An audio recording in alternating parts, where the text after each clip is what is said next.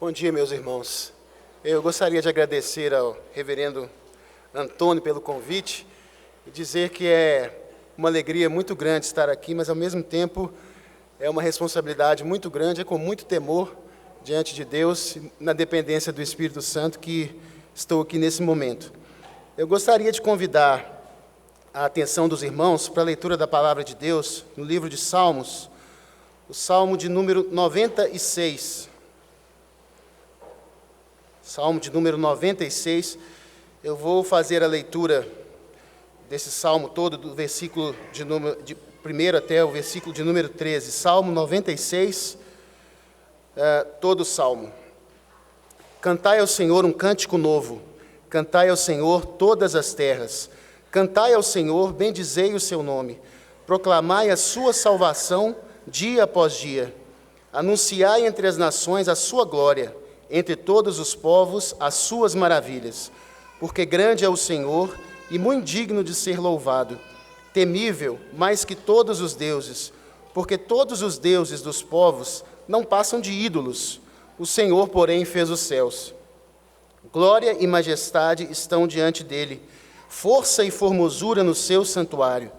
Tributai ao Senhor, ó família dos povos, tributai ao Senhor glória e força, tributai ao Senhor a glória devida ao seu nome.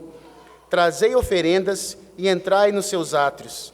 Adorai o Senhor na beleza da sua santidade. Tremei diante dele todas as terras. Dizei entre as nações, reina o Senhor. Ele firmou o mundo para que não se abale, e julga os povos com equidade. Alegrem-se os céus e a terra exulte. Ruja o mar e a sua plenitude. Folgue o campo e tudo o que nele há. Regozijem-se todas as árvores do bosque, na presença do Senhor, porque vem julgar a terra, julgará o mundo com justiça e os povos consoante a sua fidelidade. Vamos orar, meus irmãos. Senhor Deus, agradecemos, ó Pai, a oportunidade que o Senhor nos dá, ó Pai, através do sacrifício de Jesus na cruz, que nos conquistou livre acesso à Tua presença.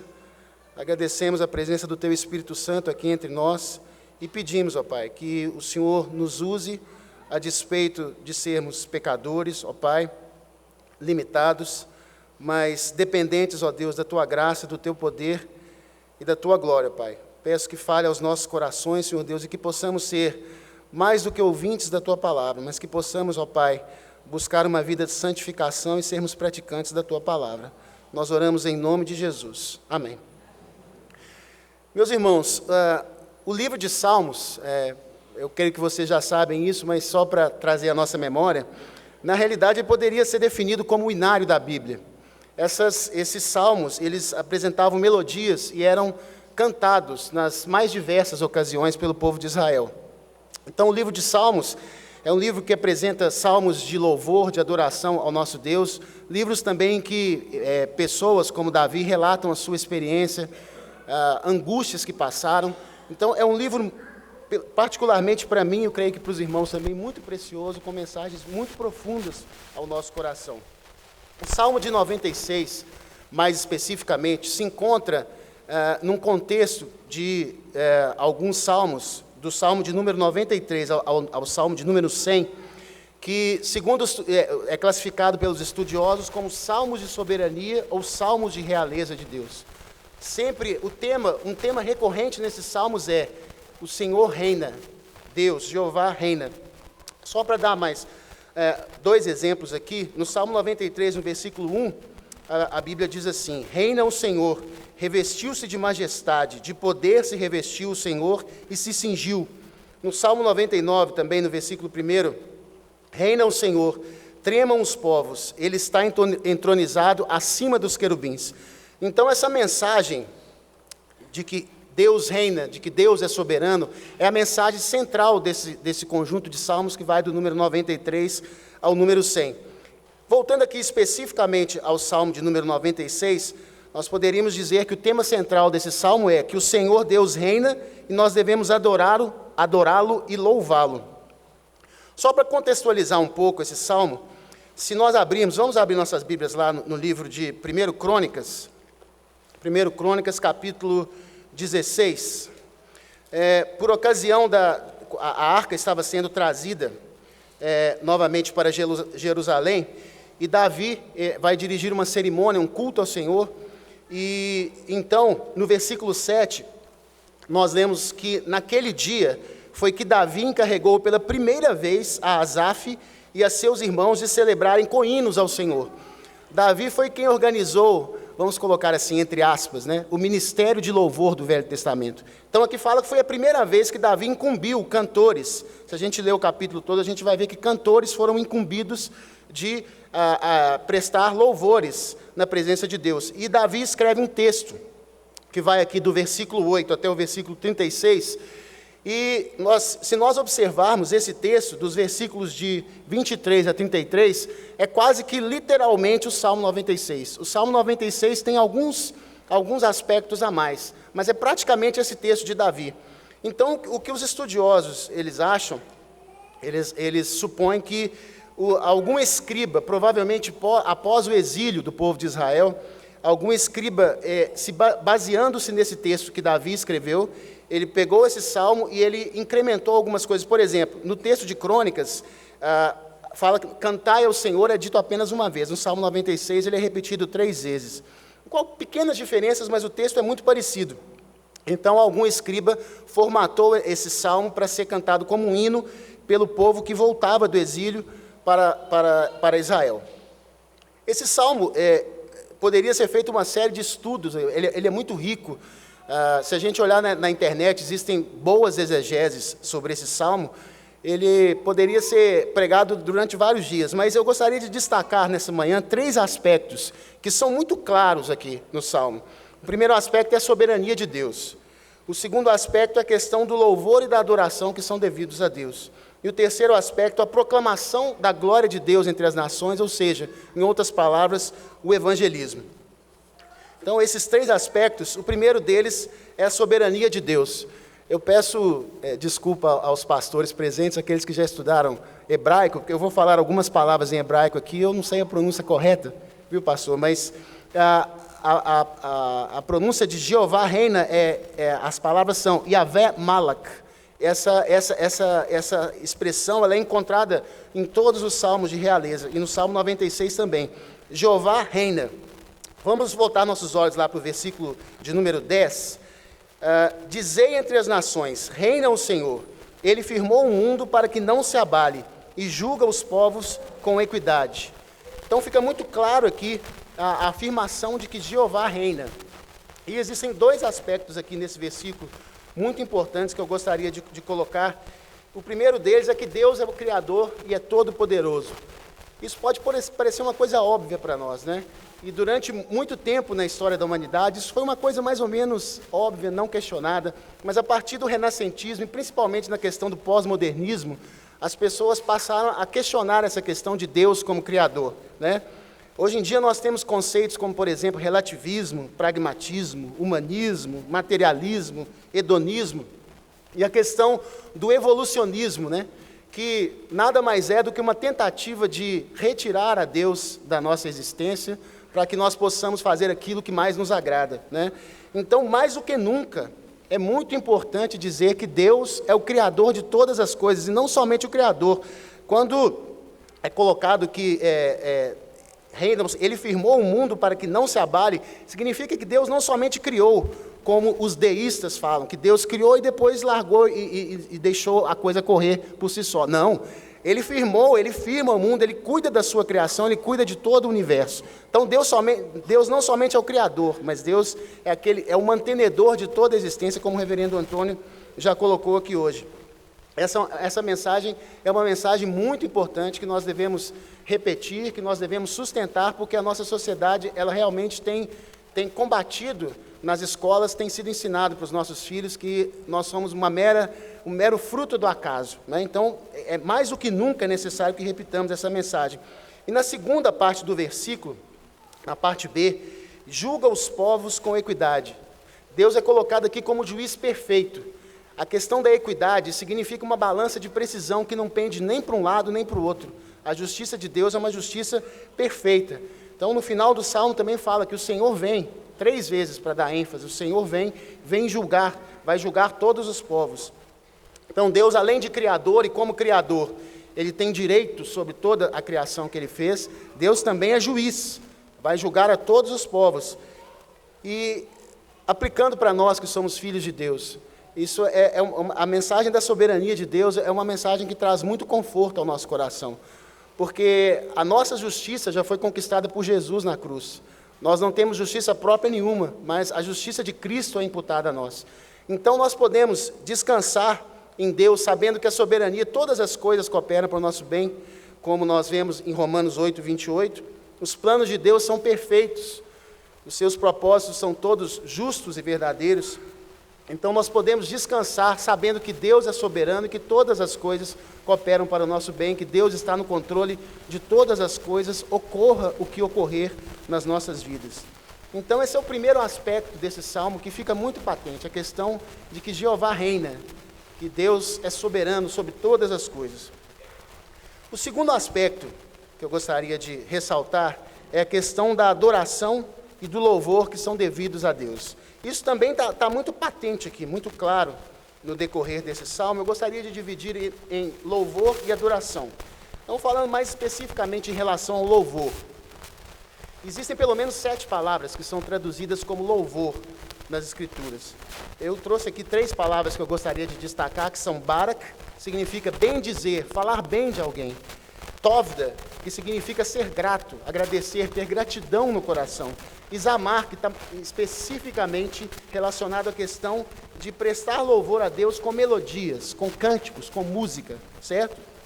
Então a gente observa aqui, nos versículos 1 e 2, cantai ao Senhor um cântico novo, cantai ao Senhor todas as terras, cantai ao Senhor, bendizei o seu nome, proclamai a sua salvação dia após dia.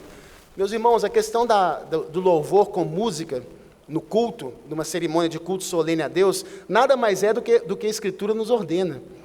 Isso aqui está claramente, é enfático. O fato, os estudiosos colocam na forma das Escrituras hebraicas, um texto hebraico, quando é repetida 3 vezes algum verbo, quando um verbo é repetido 3 vezes no imperativo, significa que o autor está querendo dar ênfase a isso. Se nós olharmos o texto de Crônicas, esse verbo é colocado somente uma vez. Aqui ele é repetido 3 vezes, então significa que nós devemos cantar, e isso está sendo colocado de uma forma enfática. Devemos cantar, louvar a Deus com músicas. E o que é louvor?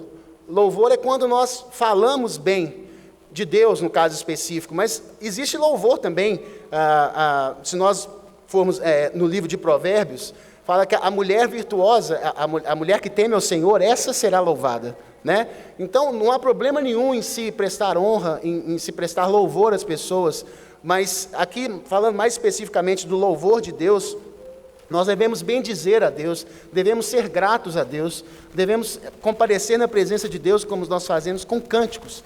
Então aqui está muito clara a questão do louvor de Deus, e ele continua aqui nos versículos de 4 a 6, colocando alguns dos motivos pelos quais Deus deve ser louvado.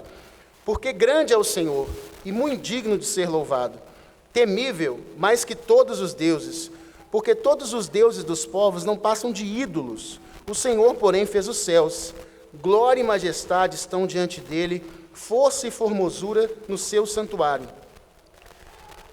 A Shirley, até orando, falou da glória de Deus. A minha vida inteira, desde criança, eu sempre falava da glória de Deus, que nós devemos glorificar a Deus. O fim supremo do homem, de acordo com o catecismo de Westminster, é glorificar a Deus e gozá-lo perpetuamente. Mas o que é glória? Né? Qual que é a definição de glória? O que significa a glória de Deus? E eu estudando essa palavra, eu vi 2 termos. Um termo que é do Velho Testamento, que é a palavra kabod, que significa o valor intrínseco que uma moeda tem em si mesma. Ou seja, o valor intrínseco da natureza de Deus. E no Novo Testamento a palavra doxa, que significa reputação que é devida a alguém que é digno, certo? Então a glória de Deus poderia ser definida como a manifestação da excelência e da dignidade de Deus, e por outro lado a nossa resposta de honra e de adoração. E eu vi uma definição da glória de Deus que eu realmente achei muito bonita, eu gostaria de ler para vocês, que diz o seguinte: a glória de Deus é a beleza de suas perfeições multiformes, bem como o esplendor admirável que emana dessas perfeições, majestade, excelência moral, Em outras palavras, a glória de Deus são seus atributos, é a sua natureza, a sua justiça, a sua bondade, seu amor, sua misericórdia, sua imutabilidade. Então, o que define a pessoa de Deus é a sua glória. E aqui o Salmo é muito claro, que Deus é grande e muito digno de ser louvado, que nós devemos louvar o Senhor na beleza da sua santidade. Então fica muito claro nesse Salmo, como em outros Salmos também, que o louvor a Deus é algo que é agradável, e agradável a Deus é algo que é imperativo para nós. Nós devemos comparecer na presença de Deus e prestar louvores a Ele. Passando agora para a questão da adoração. Adoração já é um termo mais amplo do que louvor. Louvor é algo específico. Nós podemos louvar através de cânticos, podemos louvar através de palavras, podemos louvar através de oração. Mas louvor é louvor. Agora, adoração, nós costumamos associar a adoração muito a esse momento de culto solene. Claro, é um momento especial de adoração a Deus. Mas a adoração é muito mais amplo que isso. No Velho Testamento, a palavra utilizada era sarra. E no Novo, proskinel, ou latreia. O significado disso é o seguinte, que diante da pessoa que é digna, no caso o único que é digno, que é Deus, nós devemos nos prostrar com o rosto em terra ante os seus pés, totalmente reconhecidos de que nós somos servos e que Deus é totalmente superior a nós, e nós devemos nos humilhar e servir a Deus em total dependência, total obediência na presença de Deus. Então, a adoração é muito mais amplo do que simplesmente um momento de culto. A adoração deve ser um estilo de vida. Todas as nossas atitudes, tudo aquilo que nós fizermos e pensarmos, tem que ser para a adoração do nosso Deus. E isso se encontra muito claro aqui nos versículos de 7 a 10. Tributai ao Senhor, ó família dos povos. Tributai ao Senhor glória e força. Tributai ao Senhor a glória devida ao seu nome. Trazei oferendas e entrai nos seus átrios. Adorai o Senhor na beleza da sua santidade. Tremei diante dele todas as terras. Dizei entre as nações, reina o Senhor. Então a questão da adoração, de nós nos prostrarmos, nos humilharmos, totalmente submissos na presença de Deus, fica muito claro aqui. E a adoração cultica, a adoração no momento de culto solene, fica muito clara quando o salmista coloca, trazei oferendas e entrai nos seus átrios. Isso aqui está se referindo à adoração cultica, a esses momentos preciosos de culto que nós prestamos ao nosso Deus. Mas a adoração, como eu já coloquei, tem que ser muito mais do que simplesmente um momento de culto. Eu gostaria de convidar a atenção dos irmãos para um texto que se encontra em Amós, no capítulo 5, Amós 5, eu vou ler alguns versículos de 21 a 24, que fala sobre essa questão de cerimoniais, de cultos solenes, que é Deus se dirigindo ao povo de Israel. Amós 5, de 21 a 24. Então Deus, se dirigindo ao povo de Israel, diz assim, aborreço, desprezo as vossas festas e com as vossas assembléias solenes não tenho nenhum prazer. E ainda que me ofereçais holocaustos e vossas ofertas de manjares, não me agradarei deles, nem atentarei para as ofertas pacíficas de vossos animais cevados. Afasta de mim o estrépito dos teus cânticos, porque não ouvirei as melodias das tuas liras. Antes, corra o juízo como as águas e a justiça como o ribeiro perene. A palavra-chave aqui é antes. Deus requer que antes nós tenhamos uma vida santa, que nós busquemos a santificação, e então nós compareçamos na presença dEle em cerimônias para prestar culto a Ele, louvor, oração, leitura da palavra. Então é necessária uma vida santa na presença do Senhor. Em um segundo texto que se encontra em Isaías, no capítulo 1, Isaías capítulo 1, é um texto bastante conhecido também, versículos de 11 a 13. Também é Deus se dirigindo ao povo de Israel. Isaías, capítulo 1, versículos de 11 a 13. Diz assim o Senhor, de que me serve a mim a multidão de vossos sacrifícios, diz o Senhor. Estou farto dos holocaustos de carneiros e da gordura de animais cevados, e não me agrado do sangue de novilhos, nem de cordeiros, nem de bodes. Quando vindes para comparecer perante mim, quem vos requereu só pisardes os meus átrios? Não continueis a trazer ofertas vãs. O incenso é para mim abominação, e também as festas da lua nova, os sábados e a convocação das congregações. Não posso suportar iniquidade associada ao ajuntamento solene. Então, Deus está se referindo às cerimônias, o cerimonialismo que era prestado pelo povo de Israel, dizendo que abominava aquelas cerimônias, dizendo que ele não podia suportar a iniquidade associada ao ajuntamento solene. A gente sabe do estado de pecado da nação de Israel, mas nós também conhecemos a nossa vida. Todo aquele que é filho de Deus não vive em pecado, mas infelizmente nós caímos no pecado. E graças a Deus, porque o sangue de Jesus nos purifica de todo pecado. Mas aquele que se diz santo, aquele que se diz crente, aquele que se diz convertido, filho de Deus, não pode de forma alguma achar o pecado uma coisa normal, viver praticando o pecado. E isso não é aceito por Deus. Uma pessoa que vive durante a semana de uma forma totalmente dissociada da presença de Deus, e nos cultos que são prestados, a pessoa chega e quer prestar adoração diante de Deus. Isso está muito claro. Se a gente lê em Malaquias, vários outros textos, está muito claro que Deus não se agrada. Aliás, Deus está dizendo que Ele abomina essas coisas. Então, a questão da adoração é necessária que ela seja integral, que a nossa vida seja uma vida de adoração a Deus. O princípio aqui se nós tivermos um viver santo, nós vamos ter um cultuar santo. E esses momentos aqui são muito preciosos. O culto solene é um momento muito especial na presença de Deus. Mas toda a nossa vida tem que ser vivida para que isso aqui seja um clímax, que seja o ápice daqueles momentos que nós temos na nossa comunhão pessoal, no nosso dia a dia com Deus. Então, soberania de Deus, adoração e louvor de Deus. E, em último lugar, a questão da proclamação da glória de Deus. É claro que não está escrito com essas palavras aqui no Salmo 96, mas nós que hoje temos a revelação completa de Deus, nada mais é do que a questão das missões, do evangelismo, né? A proclamação da glória de Deus entre as nações, da sua salvação, nada mais é do que evangelismo. Então, nós já encontramos isso aqui no início do Salmo. Cantai ao Senhor um cântico novo, cantai ao Senhor todas as terras. Eles poderiam colocar, cantai ó Israel, ao nosso Deus, não, mas eles colocam todas as terras. Proclamai, no versículo 2, proclamai a sua salvação, anunciai entre as nações a sua glória. Então, fica muito claro nesse salmo que nós não podemos ficar restrito às quatro paredes de um templo, ou à nossa comunhão diária, que são coisas muito importantes, mas que nós devemos proclamar entre as nações, aqueles que não conhecem a glória de Deus, aqueles que não são salvos.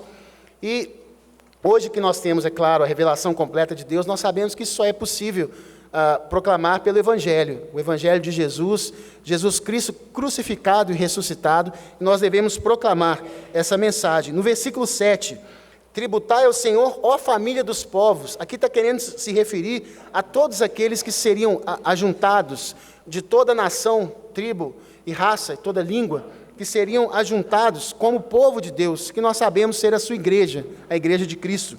No versículo 10, dizei entre as nações. Esse verbo dizer aqui do original significa proclamar com autoridade, proclamar com alegria, proclamar com força, de forma veemente, que Deus reina, que o Senhor reina. Então, essa mensagem também de evangelismo desse salmo, esse é um salmo, o reverendo José Antônio deve gostar desse salmo, porque esse salmo é um salmo claramente missionário, né? É um salmo que nos conclama a levarmos a mensagem de Deus, a proclamarmos a glória de Deus às pessoas que não conhecem essa mensagem. Então, meus irmãos, essas são os três aspectos que eu gostaria de destacar nessa manhã. E é claro que sempre que nós estamos diante da palavra de Deus, nós devemos avaliar as nossas vidas, nós devemos humildemente nos prostrar na presença de Deus e avaliar as nossas vidas. Creio que ninguém aqui em sã consciência pode chegar diante de Deus e dizer que não tem falhado em nenhum desses aspectos, né? Nessa questão de algumas vezes não descansarmos em relação à soberania de Deus, de tantas vezes nos esquecermos de que Deus é soberano e que todas as coisas cooperam para o nosso bem. Na questão da adoração e do louvor, tantas vezes não estamos na presença de Deus como Ele requer de nós. E na questão do evangelismo, eu me lembro que eu ainda estava na primeira igreja e eu comentava com as pessoas do Veredas na época que me incomodava, porque a última vez que alguém que tinha sido diretamente, eu tinha visto ser convertido diretamente, porque eu tinha discipulado essa pessoa, tinha sido na época da UPA, para minha vergonha, né? E Deus, pela sua misericórdia, como a gente fala, né, colocou de bandeja o meu colega Osanã, e hoje, graças a Deus, ele é convertido, nós o discipulamos.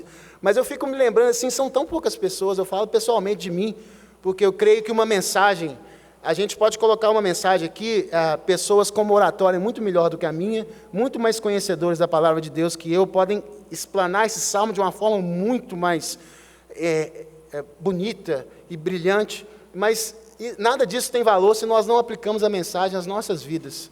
O que é importante é nós aplicarmos às nossas vidas. E é muito importante nós nos lembrarmos que nós devemos realmente proclamar a glória de Deus ao nosso vizinho, ao nosso colega, e sempre levarmos a mensagem de que Deus é o Criador de todas as coisas e que em Jesus existe a possibilidade de salvação. E que nós possamos buscar sempre mais e mais uma vida santa na presença de Deus, para que o nosso louvor seja agradável a Deus, a nossa vida seja uma vida de adoração, e que nós possamos proclamar essa mensagem àqueles que são perdidos. Que Deus nos abençoe. Amém.